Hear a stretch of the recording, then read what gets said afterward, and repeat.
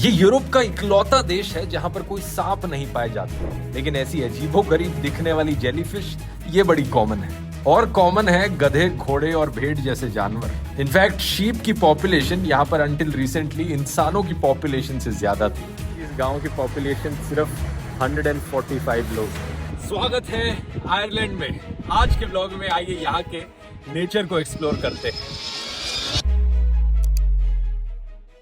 इस ट्रिप की शुरुआत होती है आयरलैंड की राजधानी डबलिन से। एक छोटा सा शहर, सिर्फ 5 लाख लोगों की पॉपुलेशन है, कुछ ज्यादा नहीं है यहाँ पर देखने का।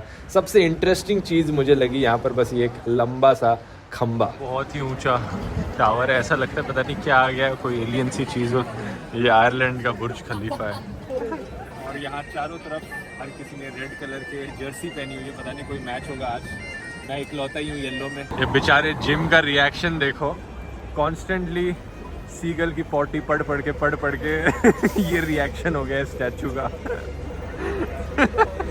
कुछ घंटे बाद हमने कार रेंट करी और यहाँ से चल लिए। आयरलैंड की असली ब्यूटी उसके शहरों के बाहर है, रूरल एरियाज में। डबलिन से निकलकर हम गए गॉलवे की ओर, आयरलैंड की वेस्ट कोस्ट के पास। And here we have sheep on the road. No way. Hello. Just make sure there's no car coming behind you. Just like how there's cows in Indian roads, here there's sheep on Ireland Yeah, roads. that's exactly how I imagined Ireland. कोई नहीं है हमारे अलावा यहाँ पे kilometres दूर तक इस पूरी सड़क पर। और सड़क के साइड में यहाँ हड्डियाँ हैं एक शीप की। ओह वाह। You see there's the jaw. Jaw? You see it? Where? This is the jaw with the teeth. Really? The lower jaw. Okay, so he's trying to get close to the sheep, but I think they're really scared of people. Yep. Yep. This really looks like the Windows background. ये कमाल के landscapes सिर्फ Ireland की west coast पर ही मौजूद हैं। ये वाली स्पेसिफिकली जो आप लेक देख रहे हो, इसका नाम है लो इनाक। यहाँ तक आना आसान नहीं है, सिर्फ गाड़ी के जरिए ही आया जा सकता है। लेक का पानी इतना साफ और इतना क्लियर जैसा कभी नहीं देखा, और कोई भी कूड़े का एक सिंगल पीस तक नहीं दिखाई दे रहा है। इतनी साफ सफाई थी यहाँ पर। I also feel like I can almost drink the water. Just don't though. Yeah, bhai.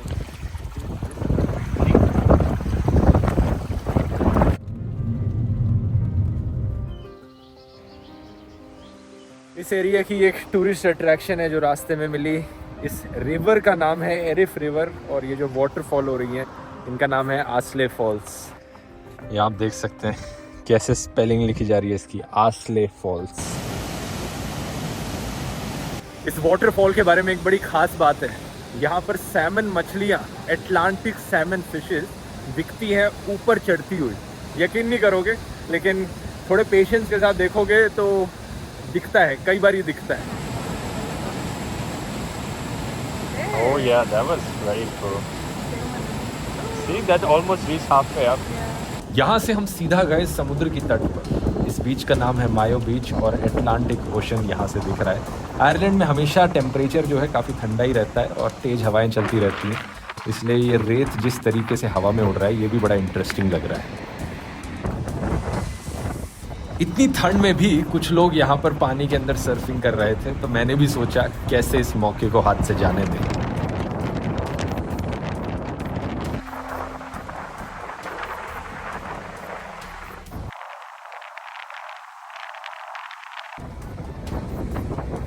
यहाँ आप देख सकते हो एक जेलीफिश जो आयरलैंड के पास के समुद्र में पाई जाती है, लेकिन ये हार्मफुल नहीं है बिल्कुल भी, इसलिए मैं इसे हाथ में उठा सकता हूँ। आगे की पूरी सड़क खाली है और हमारे अलावा कोई भी नहीं है। सीनरी देखो यहाँ की क्या है, इतनी जबरदस्त सीनरी और बिल्कुल खाली road. It's so scenic. It is. लेकिन ऐसा वेदर मिलना यहाँ पर आपका 10% चांस होगा किसी भी दिन ऐसा वेदर मिलने का, क्योंकि बहुत ही बढ़िया वेदर हो रखा है अभी, नहीं तो बारिश ही बारिश। आज हम ड्राइव करके आयरलैंड की सबसे बड़ी अट्रैक्शन पर जा रहे हैं, और इस अट्रैक्शन का नाम है क्लिफ्स ऑफ मोहेर और ऐसे लैंडस्केप्स आयरलैंड के सिर्फ वेस्ट कोस्ट पे मौजूद हैं। मोस्टली वेस्ट ऑफ आयरलैंड में मिलेंगे। जो डबलिन शहर है उसके आसपास कुछ ऐसा नहीं मिलेगा। वहाँ चीज़ें थोड़ी नॉर्मल सी बोरिंग सी। करीब 1.5 मिलियन लोग हर साल इन्हें देखने आते हैं आयरलैंड में। तो पूरे देश की ये नंबर 1 टूरिस्ट अट्रैक्शन है ये cliffs of mohair. Please obey the safety advice. और एक लड़की की फ़ोटो खींच के डाल रखी है जिसको चेहरा ब्लर कर दिया, नहीं तो बहुत बेइज्जती होती। यहाँ अंदर आते इतनी भीड़ थी जैसा कि आप देख सकते हो कैमरे में, लेकिन व्यू भी काफ़ी अच्छा है क्योंकि ये बहुत ही बड़ी जगह है। चिड़ियों की आवाज़ सुनाई दे रही है, लेकिन यहाँ से पूरा चल के जा सकते हैं वहाँ दूर दूर दूर दूर तक और पूरे उस एंड पॉइंट तक चल के जा सकते हैं। यहाँ जो वार्निंग्स लगी हैं वो बहुत ही खतरनाक लग रही है क्योंकि देखो क्या कितने बड़े बड़े डेंजर के साइन लगे हैं। Danger danger extreme danger beyond this point. लेकिन लोग तो जा ही रहे हैं उस पॉइंट पर, तो शायद हम भी जा ही सकते हैं। ये वार्निंग देख सकते हो कि क्या होगा अगर यहाँ पर चल लिए इस दीवार के ऊपर। बहुत हाई रिस्क है पूरे क्लिफ से नीचे गिरने का। These cliffs have also been in Harry Potter and the Half-Blood Prince. I don't know exactly which part, but it was one of these little islands where Harry and Dumbledore go to the Horcrux cave. और ये आप देख सकते हो कि लोग कितने छोटे दिख रहे हैं। अगर वहाँ से कोई गिरा तो कितनी नीचे गिरेगा। यहाँ और नीचे गिरते गिरते गिरते गिरते 214 मीटर्स।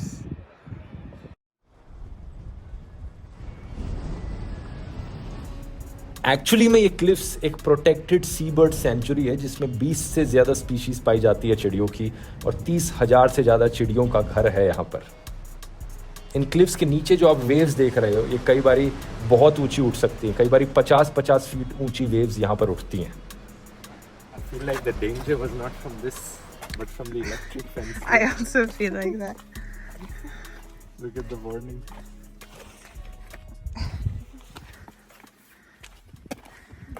करीब आधा घंटा चलने के बाद हम उस पॉइंट तक पहुंच गए हैं जहाँ पे वो लोग खड़े हुए दिख रहे थे एज पर। और वो एग्जैक्टली है ये वाला पॉइंट। यहाँ से कुछ ज़्यादा खतरनाक लगता नहीं है, लेकिन दूर से बहुत खतरनाक लगता है। वहाँ दूर पता नहीं लोग दिख रहे हैं, बिल्कुल ही एज पर खड़े हुए दिख रहे हैं। ऐसा लगता है एक कदम आगे बढ़ा और नीचे गिरेंगे। पक्का इल्यूजन होगा ये। What if you accidentally trip or slip or something? Yeah. True.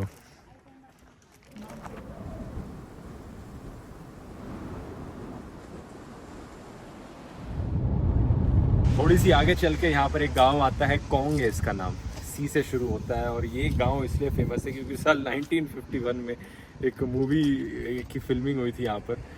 Quite man उस मूवी का नाम था और उसी फिल्म का इन्होंने एक ये स्टैचू भी बना दिया। By the way, look closely at his face, he doesn't seem to be enjoying it.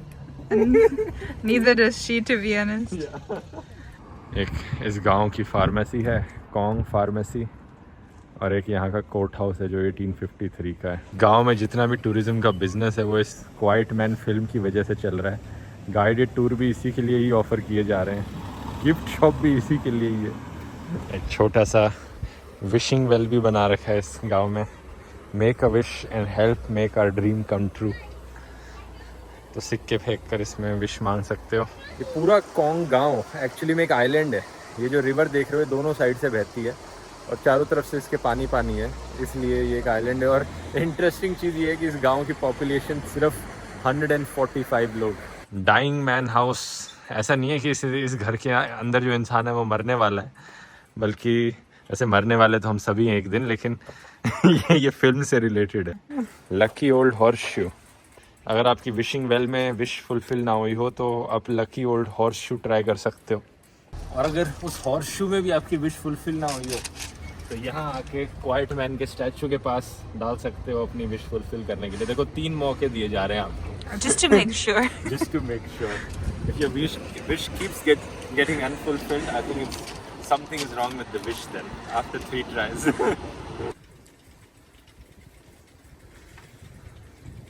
Welcome to Pigeonhole Wood Forest Recreation Area. आगे के रास्ते के लिए अब हमें साइकिल यहीं छोड़नी पड़ेगी। पैदल चल के जाते हैं। Oh, it looks so green here. Even the tree is covered in moss completely. Looks like we're here to hunt for some ancient treasure. Yeah, for some mystical creatures. I think this is the pigeonhole cave. यहाँ पूरी नीचे सीढ़ियाँ जा रही हैं और बहुत ही अंदर तक जा रही हैं, और सुना है कि यहाँ पे एक अंडरग्राउंड रिवर भी है।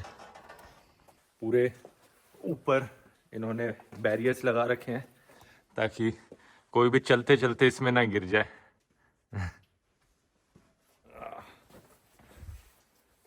फोन की टॉर्च भी इफेक्टिव नहीं है क्योंकि केव इतनी बड़ी है। तो एक ही तरीका है जानने का कि यहाँ क्या है, फोन का नाइट मोड इस्तेमाल किया जाए और देखा जाए कि क्या कैप्चर होता है यहाँ पे। Let's see what have we got here. Oh yeah. Wow. The phone torch does nothing. Oh my god, the cave keeps going on and on. Oh my god. That's so scary.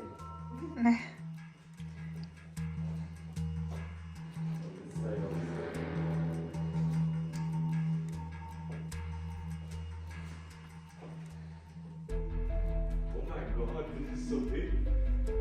It's an actual cave down here. Is it? Yeah. यहाँ से आप scale का अंदाज़ा लगा सकते हो कि कितनी बड़ी है ये केव और ऊपर कितना ऊपर है। और हमारे अलावा यहाँ पे कोई भी नहीं है, बिल्कुल कोई भी नहीं, इसलिए थोड़ा डरावना लग रहा है। ज़्यादा 10 कदम और जो दूर जाए पता नहीं क्या निकले वहाँ पे, पता नहीं पत्थर गिर जाए और फिर मेरा हाथ ट्रैप हो जाए, फिर मुझे अपना हाथ काटना पड़ेगा। तो ये सब मैं चाहता नहीं, इसलिए वापस ऊपर चलते हैं। फॉरेस्ट में चलते चलते एक गधा मिला बीच में, तो देखो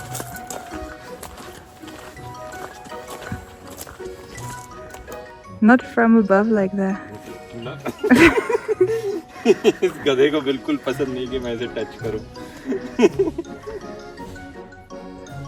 When it hit me with his head, it was so powerful. Like I could feel on my hand how heavy his head was. It looks so angry for me. He seems so offended. He seemed offended. Yeah. असल में इसे खुजली हो रही है यहाँ पर, तो मैं खुजली कर रहा हूँ तो इसे पसंद आ रहा है।